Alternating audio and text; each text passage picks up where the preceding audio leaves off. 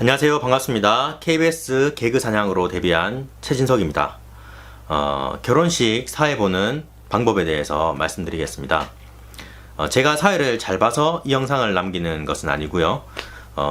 친구의 사회를 처음 보시는 분들을 위해 제작하게 되었습니다. 완전 생초보를 위해서 제작한 영상이니까 동종업계 관계자분들에게 양해 말씀을 구합니다. 녹화를 시작하기 전 제 소개를 간략하게 하겠습니다.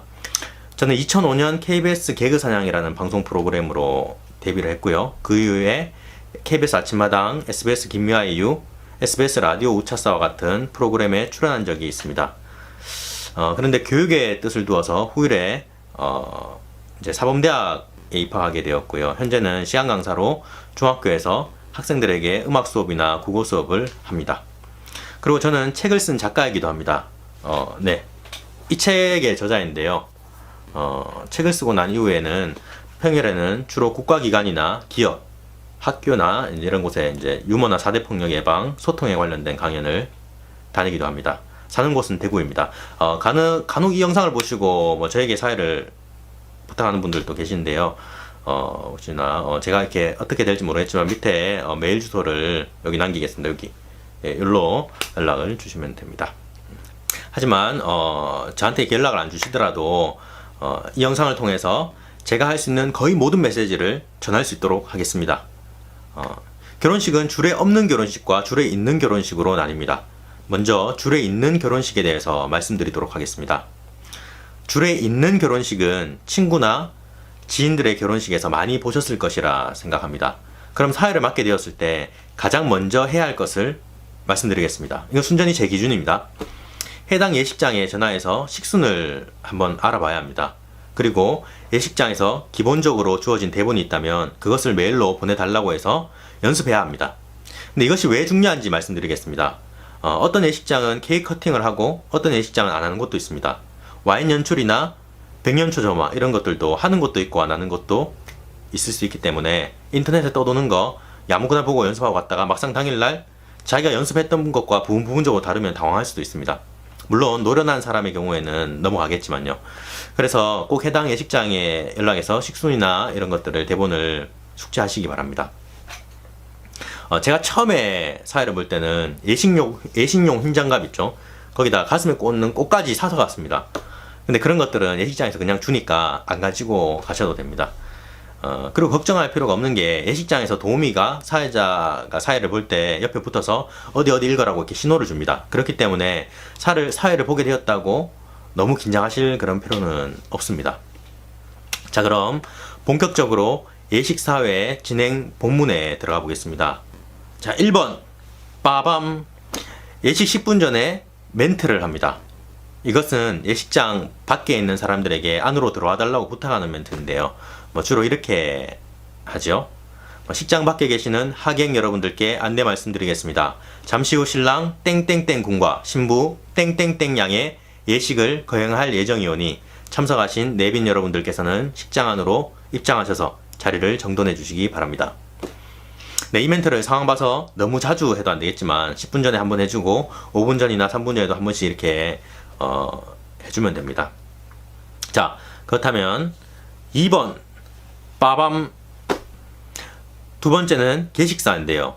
저는 이게 아주 중요하다고 생각합니다. 처음에는 사회자가 웃기는 이야기도 하고 분위기를 좀 빵빵 띄워줘야지 사람들이 더욱 집중을 합니다.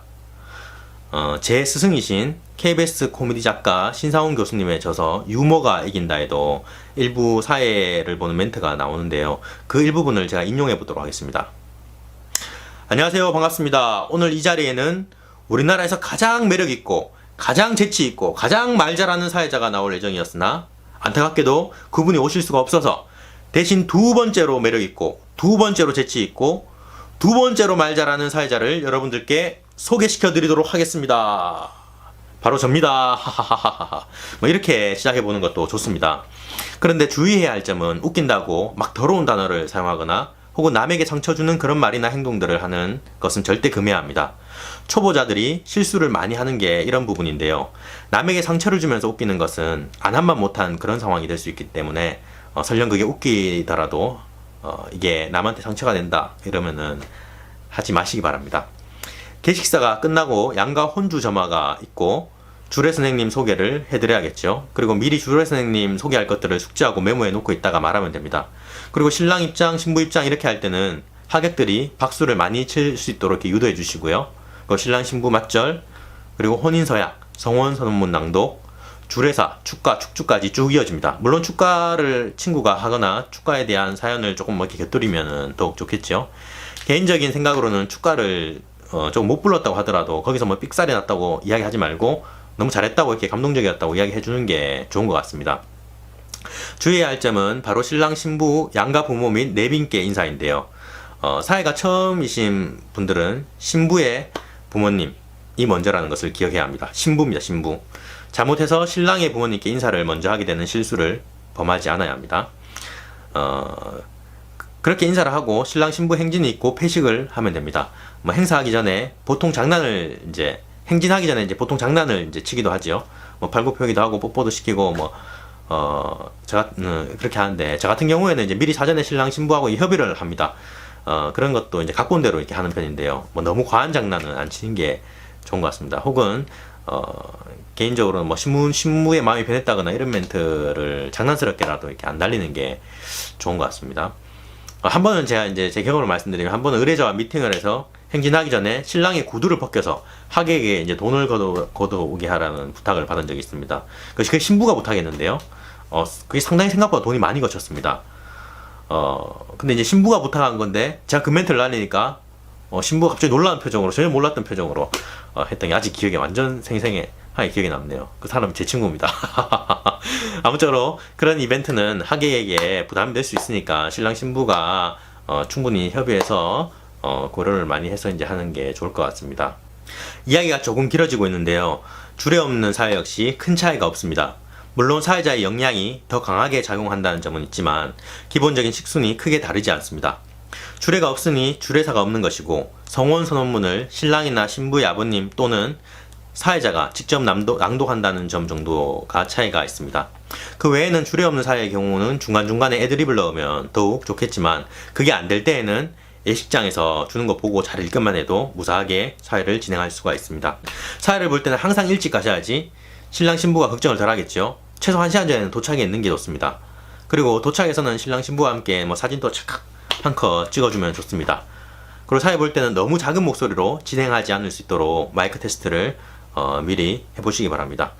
당당하게 한다면 좋은 사회를 이끄실 수 있을 것입니다. 감사합니다. 좋은 사회 보세요. 최인석이었습니다.